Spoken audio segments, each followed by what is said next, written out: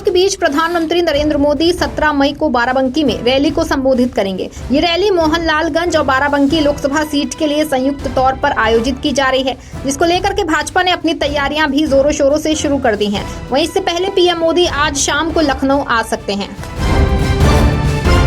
लोकसभा चुनाव के 5वें फेज में देश भर में 8 राज्यों की 49 सीटों पर वोटिंग होनी है। बता दें कि उत्तर प्रदेश में 14 लोकसभा सीटों पर वोटिंग होगी, जहां इस चरण के लिए 20 मई को वोट डाले जाएंगे। इस चरण में 144 उम्मीदवारों की किस्मत का फैसला मतदाता अपनी वोटिंग के जरिए करेंगे।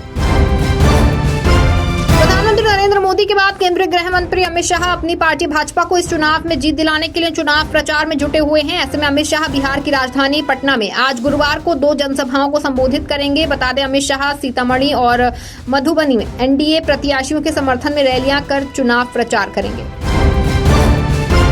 भाजपा ने मिल्कीपुर में सपा गठबंधन को घेरने की तैयारी की है। ऐसे में विधानसभा में मुख्यमंत्री योगी आदित्यनाथ की जनसभा आज गुरुवार को आयोजित होगी। बता दें, सपा गठबंधन के प्रत्याशी अवधेश प्रसाद वर्तमान में इस सीट से विधायक हैं। उनके सजाती मतों में सेंध लगाने के लिए भाजपा यहां चिराग पासवान की जनसभा करा सकती है।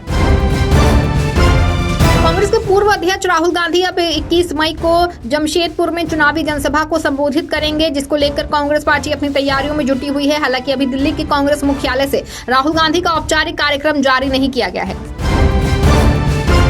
पश्चिम बंगाल की मुख्यमंत्री ममता बनर्जी ने 5वें चरण के मतदान से पहले एक बड़ी घोषणा की है, जहां घोषणा कर सीएम ममता ने कहा कि अगर इंडिया गठबंधन 2024 में दिल्ली में सरकार बनाता है तो तृणमूल कांग्रेस उस सरकार को बाहर से समर्थन देगी। एआईएमआईएम के नेता असदुद्दीन ओवैसी इन दिनों भाजपा पर हमलावर हैं। बता दें, ओवैसी ने पीएम मोदी पर तंज कसते हुए कहा कि पीएम मोदी ने हमेशा मुसलमानों के खिलाफ नफरत फैलाई है और अब वे ये कहने फिर रहे हैं कि मैं हिंदू मुसलमान नहीं करता, जो कि पीएम मोदी अपनी झूठी सफाई दे रहे हैं। माफिया मुख्तार अंसारी की भतीजी और गाजीपुर से सांसद अफजाल अंसारी की बेटी नुसरत अंसारी के समाजवादी पार्टी से चुनाव लड़ने की संभावना अब पूरी तरह से खत्म हो चुकी है। दरअसल समाजवादी पार्टी के प्रत्याशी के तौर पर भरे गए नुसरत के दोनों पर्चे निरस्त हो गए हैं, लिहाजा अब वो निर्दलीय प्रत्याशी के तौर पर ही चुनाव लड़ सकेंगी। उत्तर प्रदेश के मुख्यमंत्री योगी आदित्यनाथ ने हाल ही में एक बयान में पीएम मोदी की जमकर तारीफ की है और कहा कि प्रधानमंत्री नरेंद्र मोदी 2024 के चुनावों में श्री कृष्ण की भूमिका निभा रहे हैं। उन्होंने ये भी कहा कि रामद्रोही हमेशा पराजित होते हैं।